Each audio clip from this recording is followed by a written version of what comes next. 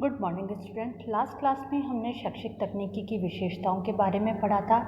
आज हम शैक्षिक तकनीकी के उपागम, अप्रोचेज ऑफ एजुकेशनल टेक्नोलॉजी और टाइप्स ऑफ एजुकेशनल टेक्नोलॉजी के बारे में पढ़ेंगे।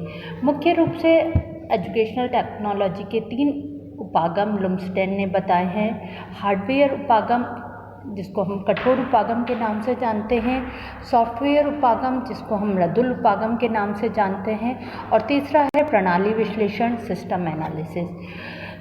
जो हार्डवेयर उपागम शिक्षण की प्रक्रिया में यंत्रीकरण को विशेष महत्व देता है।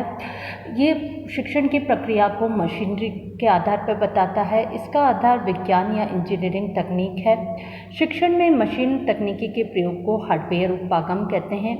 इसमें मशीनी उपकरणों, रेडियो, टेप, ग्रामोफोन, भाषा प्रयोगशाला, वीडियो, प्रोजेक्टर, कंप्यूटर आदि का शिक्षण प्रक्रिया में प्रयोग किया जाता है। इस उपागम का उद्देश्य कम समय, कम शक्ति और कम धन व्यय करके अधिक से अधिक छात्रों को शिक्षित करना है।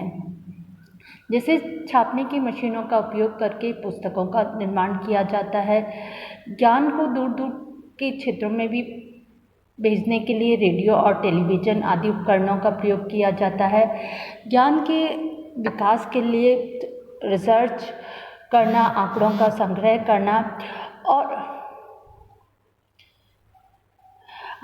संग्रह करना तथा विश्लेषण करने के लिए कंप्यूटर जैसे उपकरणों का प्रयोग किया जाता है।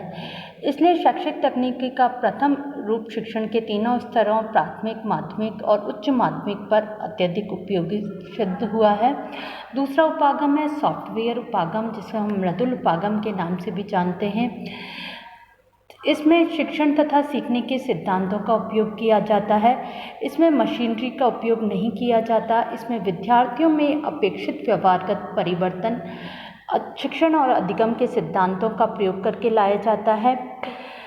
इसके उदाहरण है जैसे कि अभिक्रमित अनुदेशन, जिसमें हम बालक को छोटे छोटे पदों के द्वारा बालक स्वयं ज्ञान प्राप्त करता है, सीखता है।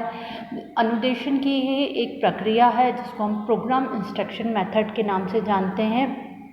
सॉफ्टवेयर उपागम में कार्य विश्लेषण, शैक्षिक उद्देश्यों को व्यवहारगत परिवर्तन के आधार पर लिखना और शिक्षण व्यू रचना का निर्माण करना आदि प्रक्रियाएं सम्मिलित होती हैं। इसके माध्यम से छात्रों के पूर्व ज्ञान से प्रारंभ करके अंतिम व्यवहार का आकलन किया जाता है और उसके द्वारा आंतरिक और बाह्य व्यक्तित्व का विकास किया जाता है।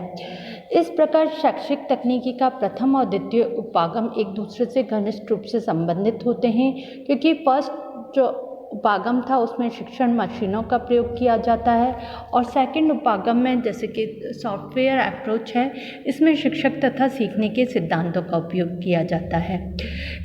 थर्ड है शैक्षिक तकनीकी थर्ड या प्रणाली विश्लेषण के नाम से भी जिसका को जानते हैं। इसका विकास द्वितीय विश्व युद्ध के समय में हुआ था। इसको हम प्रबंध तकनीकी भी कहते हैं। इसके द्वारा शिक्षा, प्रशासन और प्रबंध की को वैज्ञानिक आधार प्रदान किया जाता है, जिससे उन्हें अधिक प्रभावशाली और सुदृढ़ बनाया जा सके और इस क्षेत्र में उत्पन्न होने वाली जटिल से जटिल समस्याओं का समाधान वैज्ञानिक विधि से किया जा सके। इसलिए आजकल शैक्षिक तकनीकी थर्ड या प्रणाली विश्लेषण का शिक्षण में बहुत महत्वपूर्ण स्थान है। यह प्रणाली विश्लेषण गणित पर आधारित होता है। इस तकनीकी में शैक्षिक प्रशासन और प्रबंध को एक वैज्ञानिक एवं संख्यात्मक उपागम प्रदान किया जाता है। यह हार्डवेयर और सॉफ्टवेयर दोनों को जोड़ने वाला उपागम है।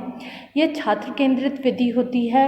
यह उपागम समस्याओं के समाधान के लिए निर्णयों पर पहुंचने की एक विधि होती है। यह विधि शिक्षक प्रशिक्षण व्यवस्था को नवीन परिवर्तनों के अनुसार बढ़ने और विकसित करने में सहायता देती है। इस प्रकार से जो शैक्षिक तकनीकी है उसको 3 उपागमों में बांटा गया है। शैक्षिक तकनीकी का इतिहास बहुत पुराना नहीं है। यह 19वीं शताब्दी के आरंभ में जब औद्योगिक क्रांति हुई थी तब मशीनों का आविष्कार हुआ था। तब भी शिक्षा के क्षेत्र में अधिक परिवर्तन नहीं हुआ था। इसलिए शैक्षिक तकनीकी का विकास 19वीं शताब्दी के में थोड़ा शुरू हुआ था, लेकिन इसका प्रयोग स्पष्ट रूप से 1926 में अमेरिका के ओहियो विश्वविद्यालय में एक शिक्षण की मशीन के द्वारा जो कि सिडनी प्रेसी नामक व्यक्ति ने किया था। इसके बाद 1930 से 40 तक लुम्सडेन और ग्लेजर आदि तकनीकी वेताओं ने विशेष प्रकार की पुस्तकों, कार्डों और बोर्डों को प्रस्तुत करके शिक्षण को यंत्रवत बनाने का प्रयास किया था। शैक्षिक तकनीकी शब्द का इंग्लैंड में सर्वप्रथम प्रयोग ब्राइनमर ने किया था। B.F. स्किनर ने, जो कि सुप्रसिद्ध मनोवैज्ञानिक थे, उन्होंने 1954 में जानवरों पर अनेक परीक्षण किए थे और इन परीक्षणों का उपयोग शिक्षा के क्षेत्र में सीखने के लिए किया गया। इस प्रकार उन्होंने अभिक्रमित अधिगम प्रोग्राम लर्निंग पद्धति का विकास किया, जिसे शिक्षा तकनीक को महत्वपूर्ण माना जाता है। 1960 से पूर्व शैक्षिक तकनीकी विषय सामान्यतः ऑडियो विजुअल एड से ही संबंधित था। शिक्षण को प्रभावशाली बनाने के लिए ये कक्षा में शिक्षक के द्वारा प्रयुक्त किए जाते थे, और लेकिन अमेरिका और रूस की औद्योगिक क्रांति के कारण अन्य देशों में भी शिक्षा तकनीकी के क्षेत्र में फिर प्रगति हुई और धीरे धीरे शिक्षक तकनीकी का विकास हुआ। 1950 to 60 के बीच तकनीकी क्षेत्र में क्रांति के फलस्वरूप शिक्षक के क्षेत्र में भी हर प्रकार की मशीनें बनाई जाने लगी। इस प्रकार शैक्षिक तकनीकी का विकास हुआ, शिक्षा के क्षेत्र में तकनीकी साधनों का उपयोग किया जाने लगा।